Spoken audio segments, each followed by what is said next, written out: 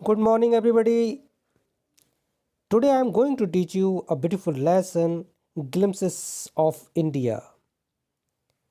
It is a very interesting and a very valuable lesson of English book.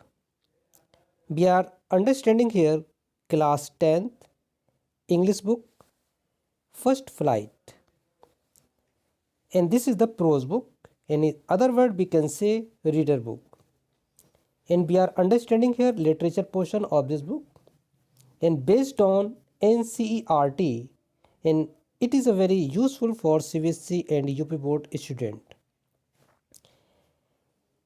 As I said before, Glimpses of India, this is the title of this lesson, and under which we are understanding here three chapters. First, a baker from Goa,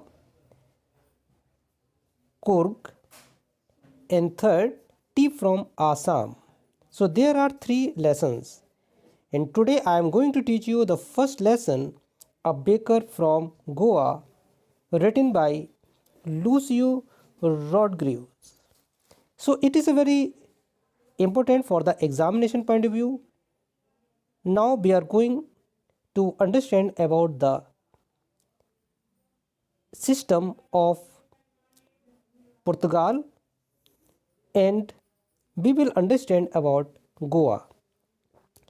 तो जैसा कि हमने कहा कि आज का अपना topic है इंग्लिश बुक का glimpses of India, means Bharat की एक झलक. बहुत ही अट्रैक्टिव और एक हिस्टोरिकल मैसेज देने वाला लेसन है, और इसके अंतर्गत हम काफ़ी अच्छी सी जानकारी लेंगे. हम क्लास 10th इंग्लिश बुक को स्टडी कर रहे हैं. जैसा कि हमने बताया, इसका नाम है फर्स्ट फ्लाइट, और यहाँ पर हम लिटरेचर पोर्शन की स्टडी कर रहे हैं. प्रोस बुक को हम एक तरह से कह सकते हैं रीडर बुक भी है, और ये बुक NCERT बेस्ड है, और ये सभी के लिए इम्पोर्टेंट है because we know very well this is government book. CBSE board and UP board students can take the profit of this book, और ये एग्ज़ाम में आने वाली चीज़ है. ऐसे सेट, जैसा कि हमने बताया, ग्लिम्पसेस ऑफ इंडिया, इसके अंतर्गत 3 तरह के लेसन यहाँ लिखे गए हैं. फर्स्ट है अ baker from Goa, second Coorg, in the T from Assam. तो आज हम जो स्टडी करेंगे वो बेकर फ्रॉम गोवा, और यहाँ पर हम देखेंगे कि गोवा का जो नाम है वो क्यों आया है, और बेकर जो लोग ब्रेड बनाते हैं. तो यहाँ पर जो बात है, बिकॉज कि हम जानते हैं कि अपना देश 1947 में आज़ाद हुआ था, और यहाँ पर पुर्तगाली लोग थे, और 1961 में ये गोवा भारत का हिस्सा बना. तब तक पुर्तगाली यहाँ पर रहते थे, और उनके कल्चर में किस तरह की क्या बात थी, इस पर हम फोकस करेंगे. और वो जो यहाँ पर हम बात को स्टडी करेंगे वो है ब्रेड के बारे में.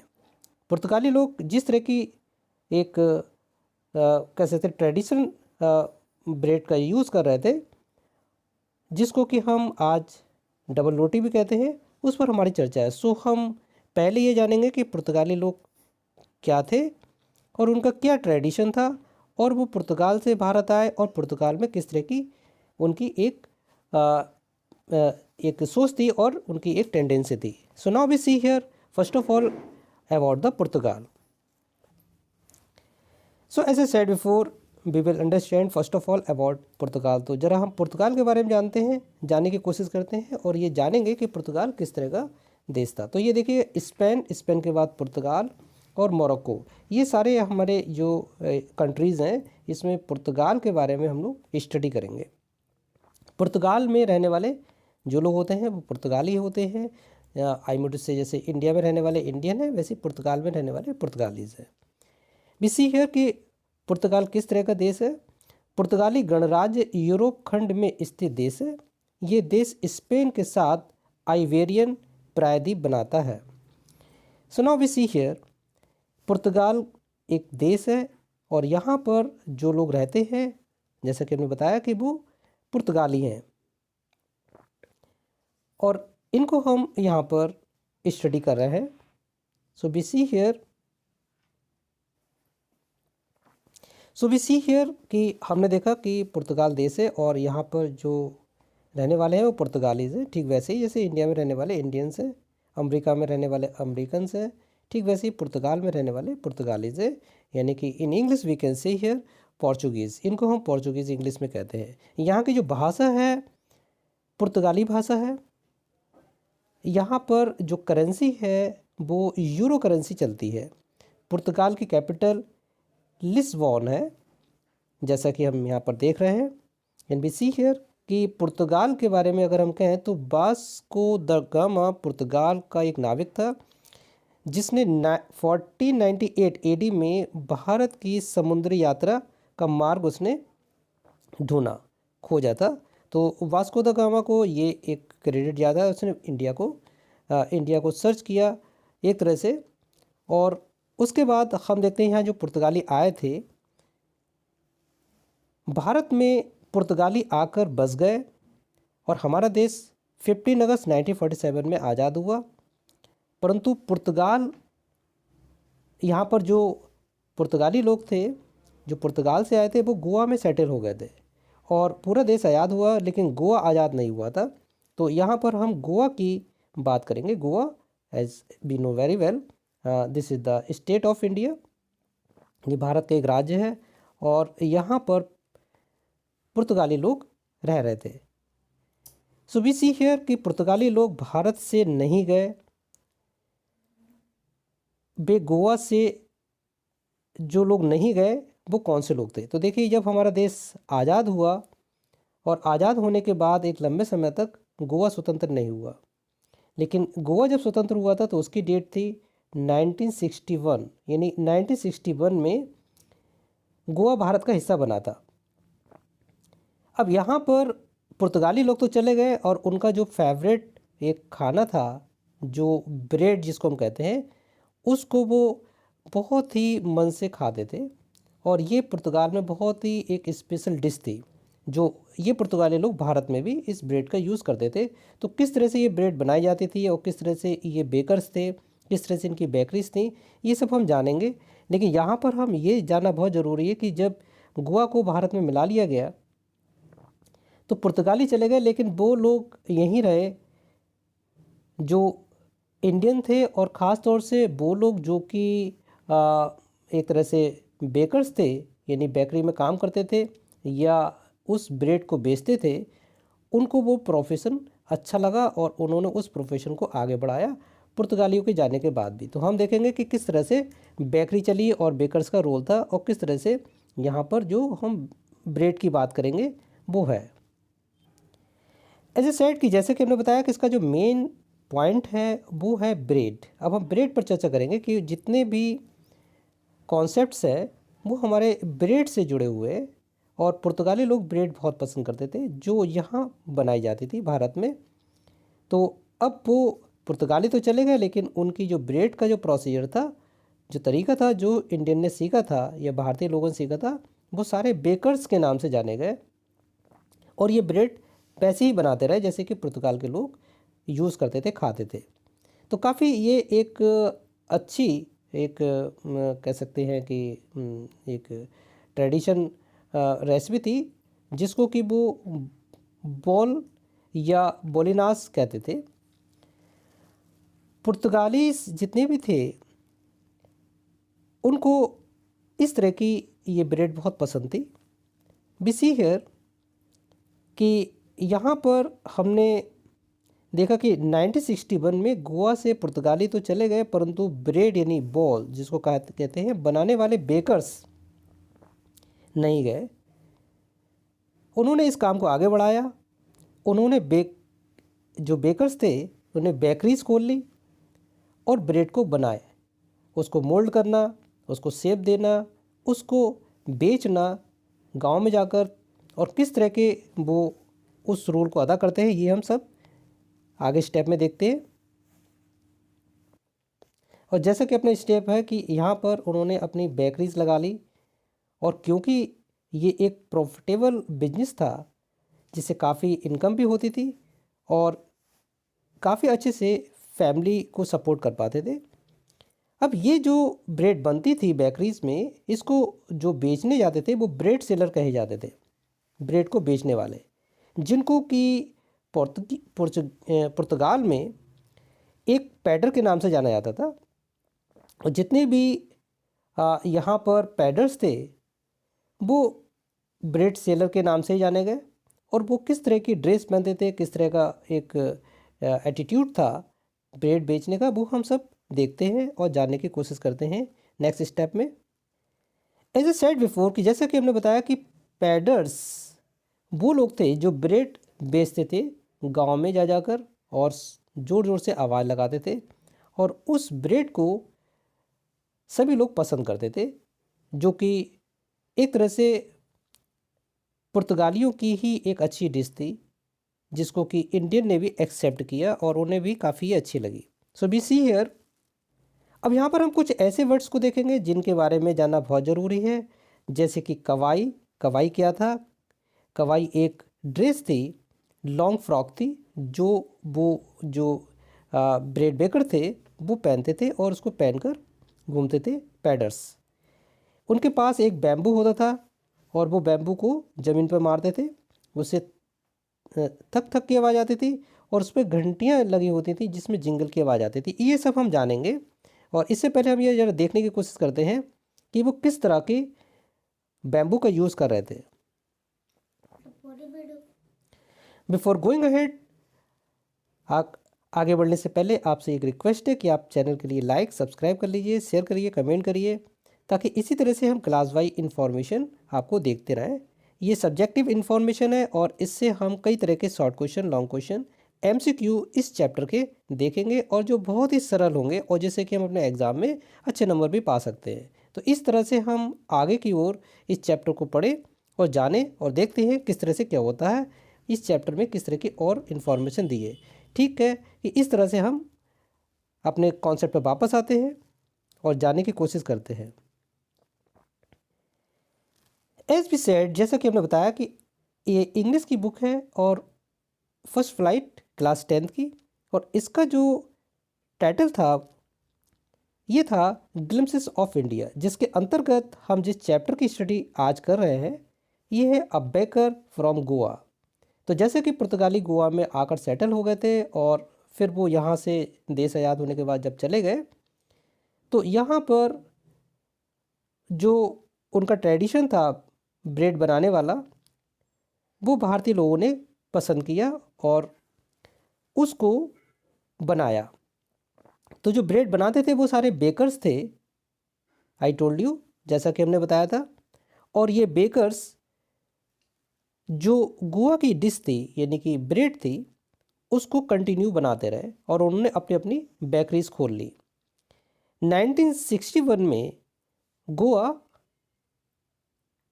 भारत का हिस्सा बन गया और ये ट्रेडिशन जो कि पुर्तगाली लोग थे ब्रेड बनाने वाला, ये वहाँ पर छोड़ गए। आई मीन टू से कह सकते हैं पुर्तगाली तो चले गए, लेकिन वो बेकर्स और बेकरीज वो आज भी है और आज भी ब्रेड बनाई जाती है। तो यही हमारा टॉपिक था, अ बेकर फ्रॉम गोवा।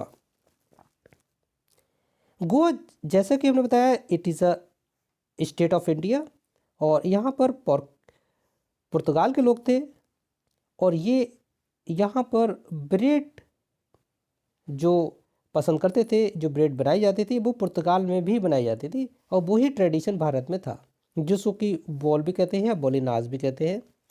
और ये एक गोवा काफ़ी ज़्यादा पुर्तगाली की वजह से एक अट्रैक्टिव प्लेस बना रहा, क्योंकि it is a part of the ocean, एक समुद्र का एक हिस्सा है जिस समुद्र के हिस्से से गोवा अटैच है। तो इसीलिए समुद्री मार्ग यहाँ पर ज़्यादा वैल्यू रखता है। और ये 1961 में जब भारत का हिस्सा बना गोवा, तो वहाँ पर हम इस कल्चर को भी देखते हैं आज भी, even today. We see here, जैसा कि हमने बताया पैडर्स और जो पोर्चुगीज़ थे, आई मीन से पुर्तगाली थे, वो उनको पैडर्स कहते थे जो कि ब्रेड बेचते थे। इनकी जो ड्रेस थी ये लॉन्ग ड्रेस थी, एक फ्रॉक की तरह थी, और ये ट्वाइस यानी 2 टाइम्स इन अ डे, एक दिन में 2 बार ब्रेड बेचने गांव में आते थे, आवाज़ करते थे और लोग ब्रेड खरीदते थे। बी सी हेयर कि जैसा कि हमने देखा कि पैडर्स की जो ड्रेस थी उसे कवाई कहते थे, और पोर्चुगीज़ के जाने के बाद ये जो पैडर्स थे, जब राइटर का पीरियड था तो ये ड्रेस एक तरह से कवाई के नाम से फिर नहीं जानी गई। ये लोग शर्ट और ट्राउज़र वगैरह पहनने लगे, यानी हाफ शर्ट ट्राउज़र। ये सब उस कॉन्सेप्ट में हम समझेंगे कि किस तरह से पैडर्स की ड्रेस थी जो पोर्गुजीज़ जो पुर्तगाल के लोग चले गए थे वो उस ड्रेस को पहनते थे। जो ब्रेड सेलर थे उस ड्रेस को कवाई के नाम से हम जानते हैं। As we know very well, यहाँ पर जैसे कि हमने देखा कि पेन पोर्ट्रेट यानी पर्टिकुलर ये उनका डिस्क्रिप्शन है, उनका पर्सनल अपीयरेंस कैसा था। जो ब्रेड सेलर थे यानी कि जो ब्रेड को बेचते थे, और जो वो ड्रेस पहनते थे उसका नाम था कवाई। ये किस तरह की ड्रेस थी? Single piece long frock reaching down to the knees, एक लंबी सी फ्रॉक थी जो घुटनों तक जाती थी और वो उसको पहनते थे, और एक टोकरी और एक बैम्बू साथ में रखते थे, और उसको वो टोकरी में बहुत सारी ब्रेड होती थी और उसको वो बेचते थे। पैडर्स जैसा कि बताया था कि ब्रेड बेचने वाले जो थे, यानी I mean to say bread sellers. We see here, यहाँ पर हम एक वर्ड देखेंगे, हेरल्डिंग मीन्स साउंड। जब वो उसको बेचते थे तो किस तरह से बेचते थे? देखिए एक बैम्बू है जो हमने यहाँ पर दिखाया, और इस बैम्बू में कुछ ये बेल्स लगी हुई हैं यानी घंटियाँ लगी हुई हैं। जब ये गांव में यानी कि विलेज में जब ये ब्रेड को बेचने जाते थे तो इस बैम्बू को ज़मीन पर मारते थे जिससे ठक ठक की आवाज़ होती थी, और ये जो बेल्स थी, ये घंटियाँ थी, ये बोलती थी, जिंगलिंग की आवाज़ करती थी। इससे लोगों को ये साउंड मिल जाती थी, संकेत मिल जाता था कि ब्रेड बेकर आया है और जो अपनी ब्रेड यानी डबल रोटी को बेच रहा है। और इस टोकरी में ये ब्रेड होती थी और वो इस टोकरी के लिए इस बैम्बू के ऊपर रख लेता था और लोगों को बेच देता था। ये काम दिन में 2 बार होता था, यानी कि 2 टाइम्स वो आता था। साथ ही साथ वो बिल भी इकट्ठे करता था, यानी कि बिल महीने में 1 बार, यानी at the end of the month वो अपने बिल को इकट्ठा करता था।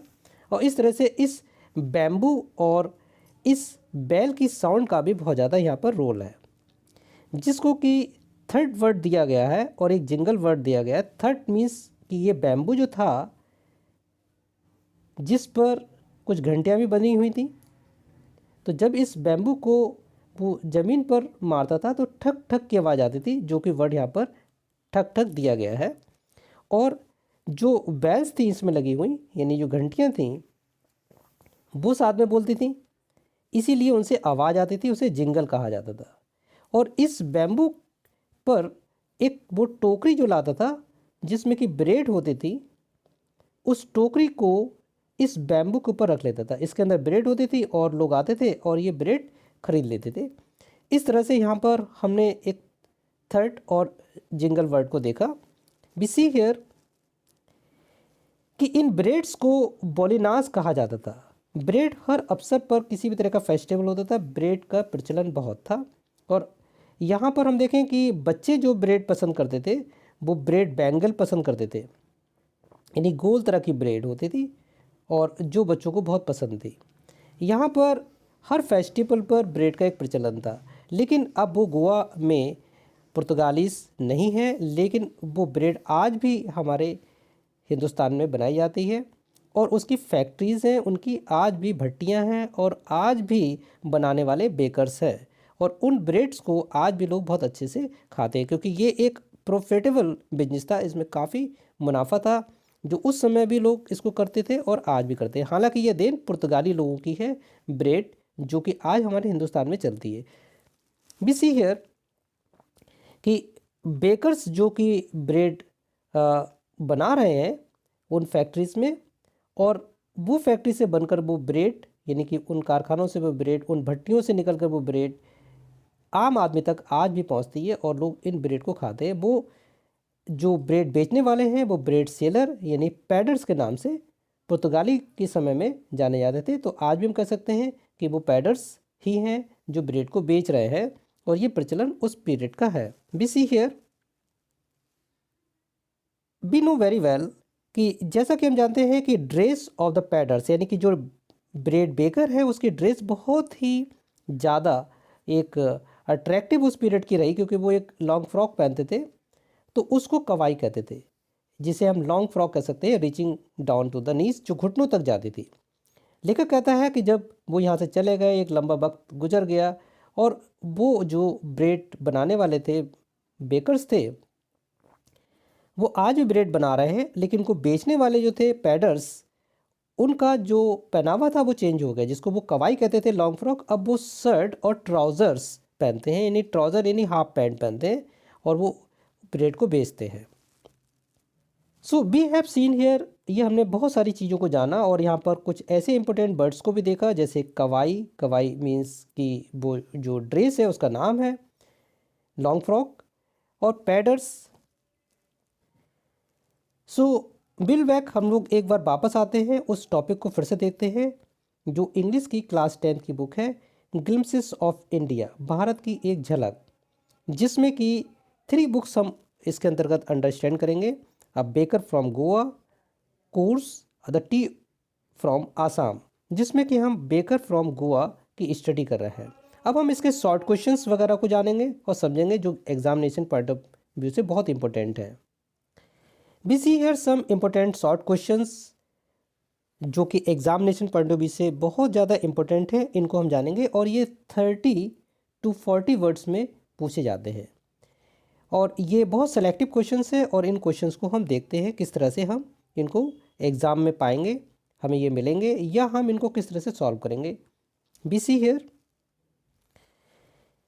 We are looking here the question, short question, it is a very important. How did the bakers keep their accounts? What was their economic status? Bread बनाने वाले अपने खाते कैसे रखते थे, उनकी आर्थिक स्थिति क्या थी। बी सी,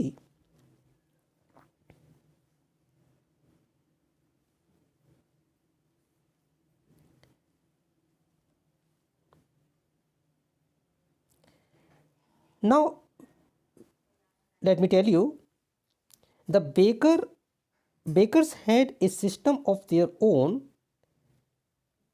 बेकर्स जो कि ब्रेड बनाते थे और उनको बेचते थे, उनके पास एक सिस्टम था कि वो मंथ में 2 बार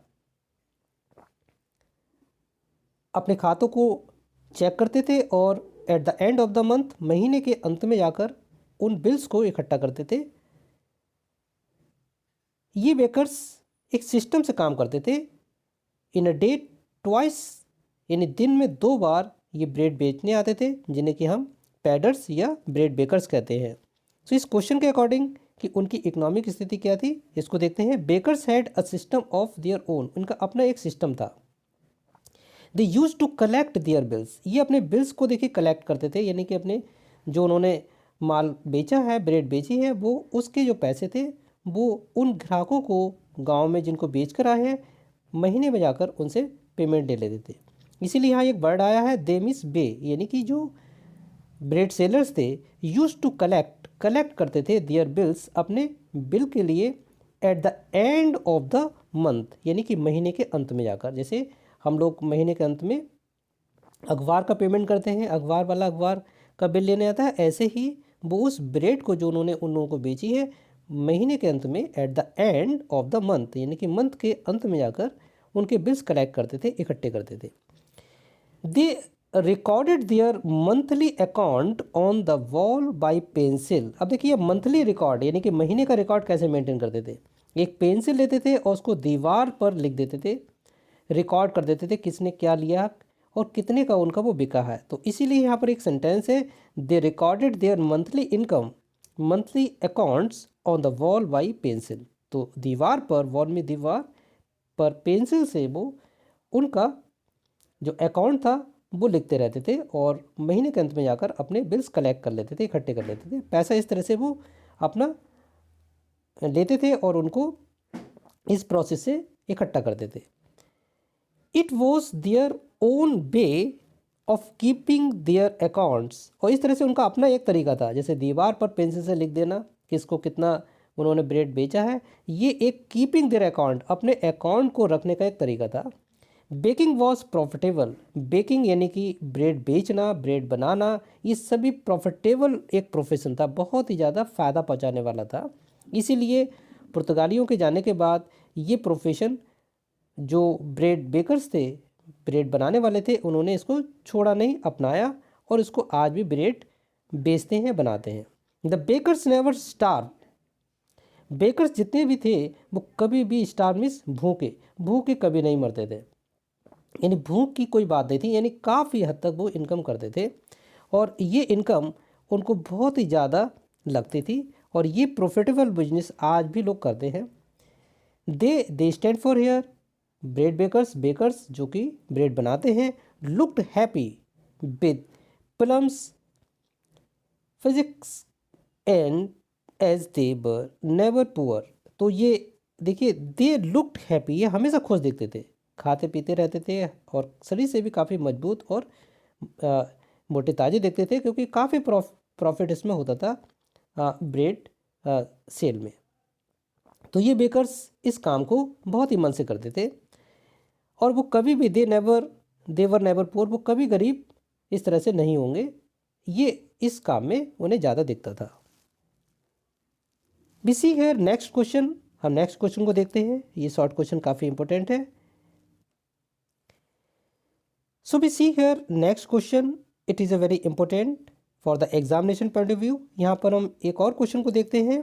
where were sweets and snacks prepared on special occasion, विशेष अवसरों पर मिठाइयों और नमकीन कहाँ बनाए जाते थे।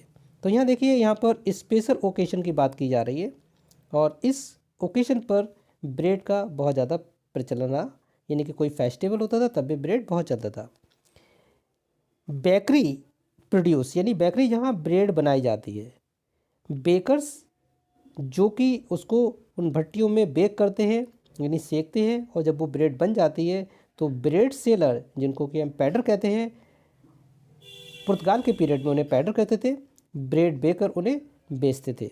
तो यहाँ पर देखिए, बेकरी का रोल क्या था, प्रोड्यूस करती थी, यानी कि वो ब्रेड बनाती थी। Bakery produced have important in the culture and tradition of Goa.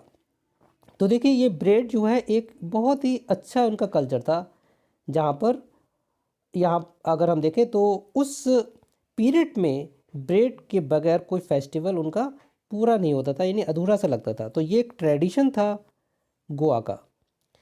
उस ब्रेड को उस पीरियड में बॉल के नाम से या बॉलिनास के नाम से जानते थे। ये स्वीट ब्रेड होती थी, यानी कि बहुत ही मीठी ब्रेड होती थी। Is a part of the marriage gift, ये अगर कोई मैरिज हो रही है तब भी ये मैरिज में गिफ्ट के रूप में दी जाती थी, यानी केक्स एंड बॉलिन्स कहते थे। हैज़ और coconut cookies are eaten at every festival, जैसे कि हमने बताया कि हर फेस्टिवल पर ये ब्रेड खाई जाती थी, जिनके कि अलग अलग नाम भी हैं, जैसे बॉलिनास या कोकोनट कुकीज़, ये सब फेस्टिवल पर बहुत ज़्यादा चलती थी। इनके बगैर फेस्टिवल या कोई मैरिज पार्टी अधूरी लगती थी। बीसी हम इसको थोड़ा सा और देखें तो यहाँ पर फेस्टिवल के अलावा lady of the house prepares sandwich, वो इन ब्रेड का सैंडविच लेडीज़ बनाती थी घर की।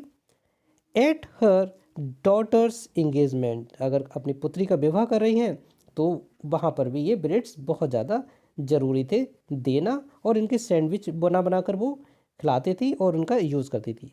सो हमने यहाँ पर देखा कि जो ब्रेड का प्रचलन था वो पुर्तगाल से ही आया था, जिसको कि भारतीय लोगों ने अडॉप्ट किया और इसके हम शॉर्ट क्वेश्चन स्टडी कर रहे हैं। We see here next question, we see here next question, next short question. और ये एग्जामिनेशन में काफ़ी पूछा जाता है और साथ ही साथ ये क्वेश्चन पूरे चैप्टर को कवर करता है। इससे long question, short questions, MCQs सभी कवर होंगे, क्योंकि इसमें एक खास बात बताई गई है किस तरह से वो अपनी ब्रेड को बेचते थे। उनके पास एक लाठी होती थी और उसमें कुछ घुंघरू बने होते थे और वो लाठी को जमीन में मारते थे तो साउंड पैदा होती थी ठक ठक की, और जिंगल की आवाज़ होती थी, और उसी के ऊपर वो टोकरी रख लेते जब कोई लेने आता था और वो ब्रेड बेचते थे। तो ये क्वेश्चन काफ़ी म्यूजिकल वाला क्वेश्चन है। बीसीआर किस तरह से ये म्यूजिकल क्वेश्चन है, हम इसको जानने की कोशिश करते हैं। How did the baker make his musical entry, bread बनाने वाले ने कैसे संगीत के साथ प्रवेश किया, यानी वो किस तरह से अपनी टोकरी के साथ आते थे और उस टोकरी में ब्रेड होती थी और एक साथ ही साथ एक बैम्बू होता था। उस बैम्बू में कुछ बेल्स बंधी होती थी, घंटियाँ होती थी, और जब वो उसको ज़मीन पर मारता था तो ठक की आवाज़ आती थी और जिंगल्स वो घंटियाँ बोलती थी साथ साथ में। तो ये साउंड सुनकर लोग आ जाते थे और उसकी ब्रेड खरीदते थे। तो इस क्वेश्चन को हमें ज़्यादा ध्यान देकर समझना होगा। So we see here, I repeat this question again, how did the baker make his musical entry, यानी कि जब वो अपनी एंट्री देते थे, जब वो बेचने आते थे तो किस तरह से वो म्यूजिकल एंट्री होती थी, यानी एक साउंड के साथ होती थी। इन हिंदी, ब्रेड बनाने वाले ने कैसे संगीत के साथ प्रवेश किया। We see the answer of this question. So we see here the answer of this question, the baker made his musical entry with the jang jang sound.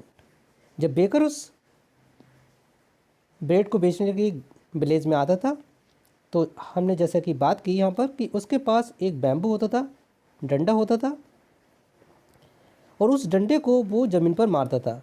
तो ये एक म्यूजिकल एक साउंड पैदा होती थी थक थक की, और यहाँ पर जेंग जेंग वर्ड आया है जो घंटियों की आवाज़ है। So baker made his musical entry, तो ऐसा लगता था कि उसकी जो एंट्री है वो म्यूजिकल एंट्री है और लोग समझ जाते थे कि बाहर ब्रेड बेचने वाला आया है और लोग अपने घरों से आकर उससे ब्रेड खरीदते थे। It was made by bamboo, अब ये आवाज़ कैसे होती थी, बैम्बू से, जैसे कि हमने बताया ये बैम्बू है। इसको वो ज़मीन पर जब मारता था तो इस पर लगी हुई जो घंटियाँ थीं वो जैंग जैंग करती थी, यानी जिंगलिंग की आवाज़ आती थी और लोग समझ जाते थे। सो स्टैक, ये जो आवाज़ थी जो ज़मीन पर वो डंडे को मारता था, बैम्बू को मारता था, तो स्टैक की आवाज़ आती थी। One hand supported the basket, एक हाथ में उसके बास्केट होती थी, टोकरी होती थी, उसमें ब्रेड्स होती थी। On his head the other hang the bamboo on the ground, और दूसरे हाथ में उसका जो बैम्बू होता था, लाठी होती थी, उसको वो ग्राउंड में ज़मीन पे मारता था। He would greet the lady of the house, he would place the basket on the vertical bamboo to sell the bread. जब कोई लेडी उससे ब्रेड करती थी तो वो क्या करता था कि ये जो बैम्बू था, इस बैम्बू के ऊपर उस टोकरी को रख लेता था जिसमें ब्रेड हुआ करती थी, और वो उस ब्रेड को बेचता था। यानी कि जो बैम्बू था वो बिल्कुल सीधा, यानी वर्टिकल खड़ा कर लेता था सीधा, ये हमने यहाँ बताया। और ये एक टोकरी है जिसके अंदर कुछ ब्रेड्स हैं, वो इसी के ऊपर रख लेता था और उसको बेचता था, जैसे कि यहाँ पर हमने इस लाइन में देखा। ही would place the his basket, यानी वो अपनी बास्केट को किस पर रख लेता था, उसी बैम्बू के ऊपर रख लेता था। ऑन द वर्टिकल, उस बैम्बू को सीधा खड़ा करता था, उसके ऊपर थोड़ी सी टोकरी को टिका लेता था, हालांकि वो पूरी रुक नहीं पाएगी, थोड़ी सी टिका लेता था ताकि एक सपोर्ट बनी रहे उस बैम्बू पर। द सेल द ब्रेड, और अपने ब्रेड को सेल कर देता था। सो इस तरह से हमने देखे काफ़ी शॉर्ट क्वेश्चंस हमने कवर किए और इसकी पूरी एक स्टोरी देखी, और हमने ये जाना कि किस तरह से ब्रेड एक पॉपुलर पुर्तगालियों के समय में एक डिश थी, एक उनका एक ट्रेडिशन था जो कि आज भी प्रचलित है। सो वाई डूइंग सो कि हमने यहाँ पर शॉर्ट क्वेश्चंस इस चैप्टर के देखे, और अपना जो चैप्टर था a baker from Goa, we have done well. हमने इसको बहुत अच्छे से कवर किया, इसकी स्टोरी को, और साथ ही साथ इसके शॉर्ट क्वेश्चंस के लिए, और ये लॉन्ग क्वेश्चन को भी कवर करता है। Thank you very much for watching this video.